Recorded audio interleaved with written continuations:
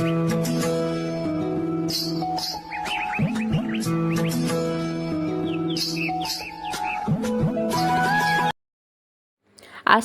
আলাইকুম। আমি ইসমা আপনাদের সাথেই আছি। আশা করছি কাছে দূরের যে যেখান থেকে আমার ব্লগটি দেখছেন সবাই ভালো আছেন।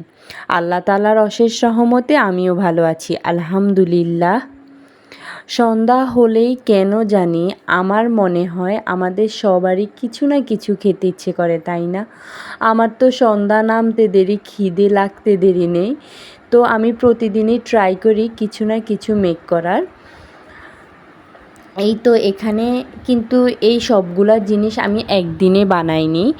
এখানে দেখা গিয়েছে প্রতিদিন এক একটা করে ক্লিপস নিয়ে এক একটা জিনিস ভিডিও করে রেখেছি, এখন একসাথে ভিডিওতে জোড়া লাগিয়ে দিয়েছি। একদিন একটা নাস্তা বানিয়েছি, ওইটাই এখানে আপনাদেরকে দেখানোর চেষ্টা করছি। যেখানে আমি ফ্রেঞ্চ ফ্রাই বানিয়েছিলাম একদিন, ওই দিন শুধু ফ্রেঞ্চ ফ্রাইটাই বানিয়েছি। এই যে পরিমাণ মতো যা যা প্রয়োজন, চালের গুঁড়ো, ময়দা, চিলি ফ্লেক্স, মরিচের গুঁড়ো, ভিট লবণ, তারপরে মাংসের মশলা, মানে আমি যা দিয়ে বানাই, ডিম, সব কিছু দিয়ে আমি একসাথে মেখে তেলে ফ্রাই করে নিয়েছি। আমি শর্টকাট এইভাবেই ফ্রেঞ্চ ফ্রাই বানাই, খেতে কিন্তু অনেক মজা হয়, সবাই অনেক পছন্দ করে আমার হাতের ফ্রেঞ্চ ফ্রাই। এই তো এখানে আমার ফ্রেঞ্চ ফ্রাই বানানো শেষ আলহামদুলিল্লাহ, খেতে অনেক মজা হয়েছে, একদম ক্রিস্পি হয়েছে অনেক। এই তো তারপরে একদিন আমি বানালাম ফুলঝুরি পিঠা। এখানে প্রয়োজনীয় যা যা লাগবে, ময়দা, চালের গুঁড়ো, ডিম, এখানেও সেই একই ইনগ্রেডিয়েন্টস। তারপরে আমি পানির আর কি পানি না ব্যবহার করে তার বদলে আমি লিকুইড যে দুধ, গরুর দুধ, ওইটা ব্যবহার করেছি এখানে। তারপরে আপনার গুঁড়ো দুধ, সাথে চিনি মিক্স করে ভালো করে এই গ্রেভিংটাকে ভালো করে মিক্স করে পিঠার দই তৈরি করে নিয়েছি, দেখতেই পাচ্ছেন। এই তো হয়ে গেছে। তারপরে আমি ছাঁচ দিয়ে পিঠাগুলা তৈরি করে নিয়েছি। আমি প্রায় অনেকগুলা পিঠাই তৈরি করেছি, বক্স ভর্তি করেছিলাম আর 2 বয়াম হয়েছিল, এগুলো আমরা পরে সংরক্ষণ করে খেয়েছিলাম।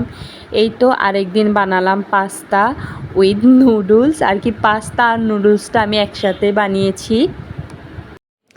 আমার কাছে নুডলস আর পাস্তাটা একসাথে রান্না করলে অনেক ভালো লাগে।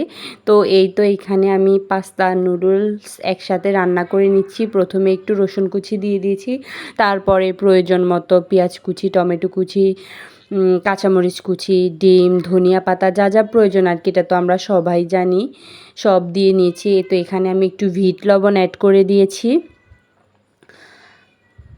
এই তো তারপরে টমেটো সসটা না দিলে মনে হয় যে অসম্পূর্ণ লাগে। সয়া সস, চিলি সস, তারপরে যে মশলাটা থাকে প্যাকেটে ওই মশলাটা হালকা নেড়ে চেড়ে নিচ্ছি। তারপরে ধনিয়া পাতা দিয়ে দিচ্ছি। এই তো কিছুক্ষণের মধ্যে হয়ে যাবে আমার new recipe pasta with noodles. অনেক মজা হয়েছে, আপনারা চাইলে ট্রাই করতে পারেন পাস্তা আর নুডলস একসাথে। এই তো তারপর আমি আবার একদিন ঝালমুড়ির মশলা বানিয়ে নিয়েছি। প্রথমে তেল একটু বেশি করে তেল দিতে হবে। এখানে আপনারা 1/2 কাপ সয়াবিন তেল আর 1/2 কাপ সরিষার তেল অ্যাড করতে পারেন। আমার বাসায় যেহেতু সরিষার তেল ছিল না তাই আমি অ্যাড করলাম না। পেঁয়াজ আর কাঁচামরিচ একসাথে ব্লেন্ডার করে নিয়েছি, তারপরে আদা বাটা, রসুন বাটা, যা যা প্রয়োজন আর কি সব দিয়ে নিচ্ছি।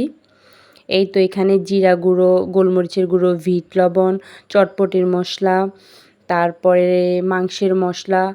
এই যে এখানে একটা ছোট্ট এই বয়ামটাতে আমি শাহি মশলা বানিয়ে নিয়েছি। শাহি মশলা বানাতে এখানে লবঙ্গ, দারচিনি, এলাচি, তেজপাতা, শুকনো মরিচ, এগুলো সব অ্যাড করে একটু তেলে ব্লেন্ডার করে নিয়েছি। অনেক সুন্দর একটা ফ্লেভার আসে, একদম মুড়িওয়ালা মামাদের মতোই হয় ঝালমুড়িটা,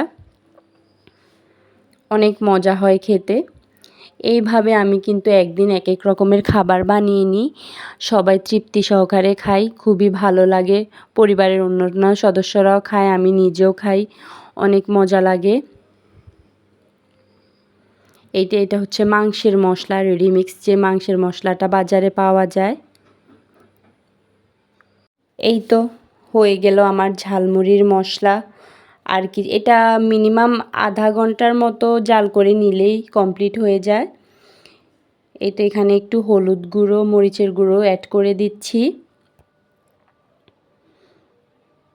তাতে করে ফ্লেভারও আসবে আর কালারও আসবে।